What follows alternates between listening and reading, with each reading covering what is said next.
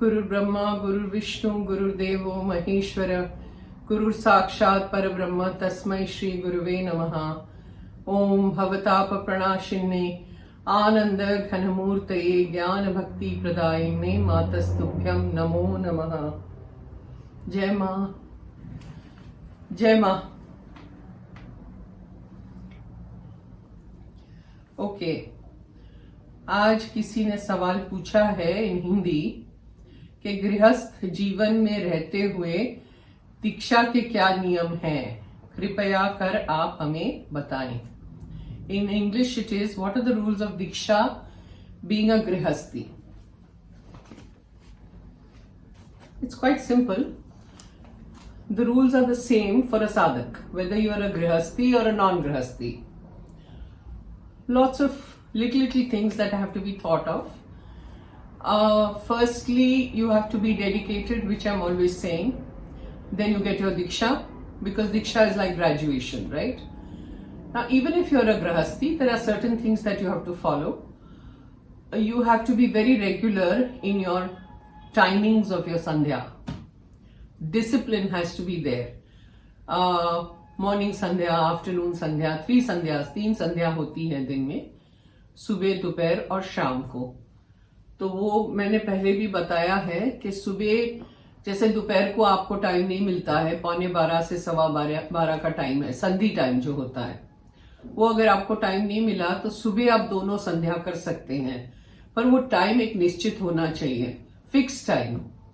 Supposing 6 बजे आपको suit करता है तो हर रोज वो सुबह 6 बजे होना चाहिए, टाइम मिस नहीं करना है। वो सबसे पहले कि रेगुलर आपकी डिसिप्लिन होनी चाहिए।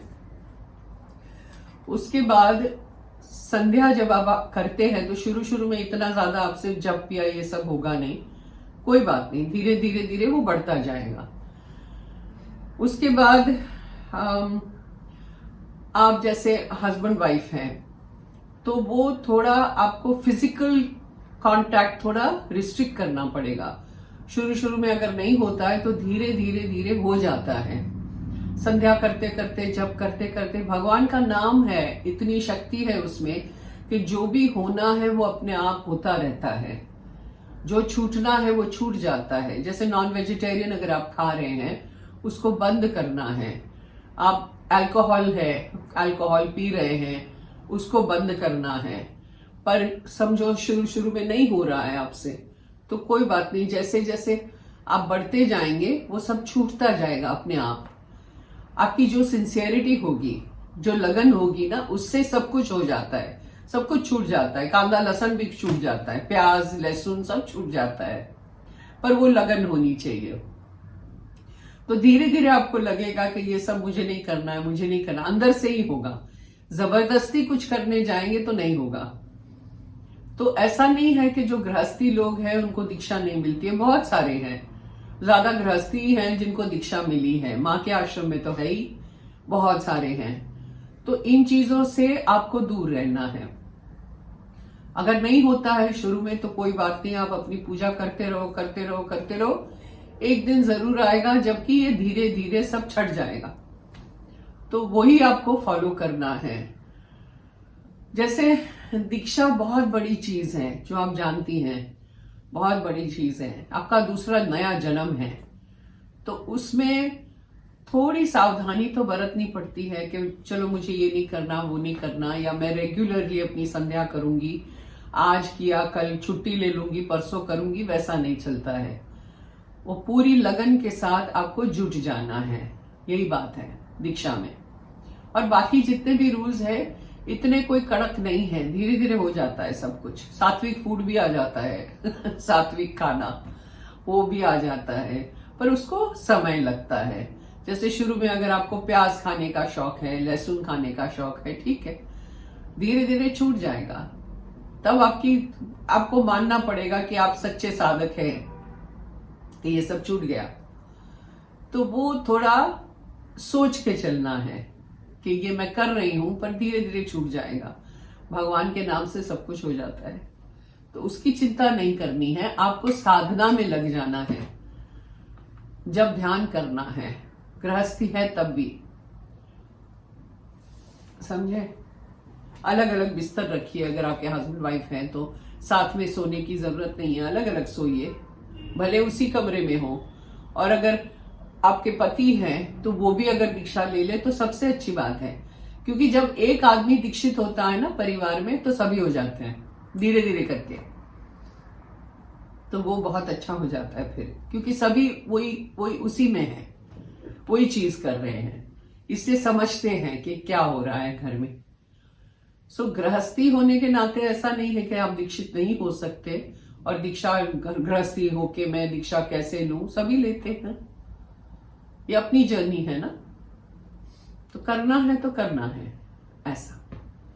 हाँ, एक चीज बताना भूल गई, आप जरूर गीता पढ़िए, स्क्रिप्चर्स जो हैं रिलीजियस बुक्स पढ़िए, दीक्षा के बाद तो बहुत जरूरी है। कुछ पाठ करिए, संतों से मिलिए, सत्संग करिए, ये सब जरूरी है दीक्षा के बाद, ये सब करना बहुत बहुत जरूरी है, क्योंकि वैसा एक फिर माहौल बन जाता है, वैसे वाइब्रेशंस आपको लगते रहते हैं, तो थोड़ा अच्छा है आपके लिए, ग्रोथ के लिए बहुत अच्छा है।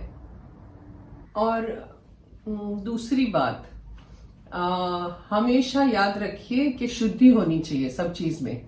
तो जैसे सुबह आप उठते हैं तो पहले स्नान होना चाहिए, कुछ भी ग्रहण नहीं करना है, चाय कॉफी कुछ भी नहीं, पहले स्नान करके आसन पे बैठ के पहले संध्या होनी चाहिए, उसके बाद आप ब्रेकफास्ट कर सकते हैं, खाना खा सकते हैं, जो भी है।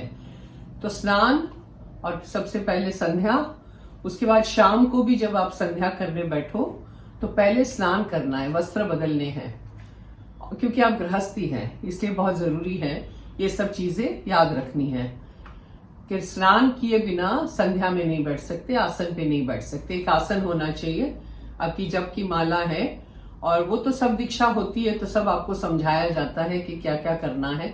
आसन होगा, गौमुखी होगी जिसमें आप माला रखते हो, कोई भी आपका आसन नहीं छुएगा, आपकी गौमुखी नहीं छुएगा, माला किसी को दिखानी नहीं है।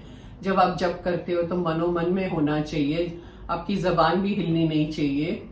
ये सब रूल्स तो है ही, किसी को पता नहीं चलना चाहिए कि आपके इष्ट कौन है, क्योंकि ये बहुत ही अपने लिए है, गुह्य है, अपने लिए है, इसलिए इसको बिखेरना नहीं है। और ये सब रूल्स छोटे छोटे जो है वो तो करना ही पड़ता है, जो दीक्षा के दिन आपको सब समझाया जाता है कि ऐसे ऐसे करना है आपको। आसन वुल का होना चाहिए, ऊन का आसन, उस पे बैठना है। फिर आसन को मोड़ के आप अपने कबर्ड में या जहां भी मंदिर में आप रखते हैं वहां रख देना है, कोई भी छुए नहीं आपके आसन को, आपकी माला को, आपके गौमुखी को, कोई भी छुए नहीं। और वस्त्र हमेशा बदलने हैं, संध्या करने से पहले स्नान करके वस्त्र बदल के उसके बाद आप आसन पे बैठो और जब ध्यान करो। ये सब है रूल्स, तो ये फॉलो करना पड़ेगा। तो अभी उसकी चिंता नहीं है, दीक्षा होगी उसके बाद आपको सब पता चल जाएगा। तो I hope you are okay with this, and do let me know if you're satisfied with the answer. Do comment and tell me. ठीक है, जय माँ। ओम भवताप प्रणाशिन्ने आनंद घनमूर्तये ज्ञान भक्ति प्रदायिने मातस्तुभ्यं नमो नमः। जय माँ, जय माँ।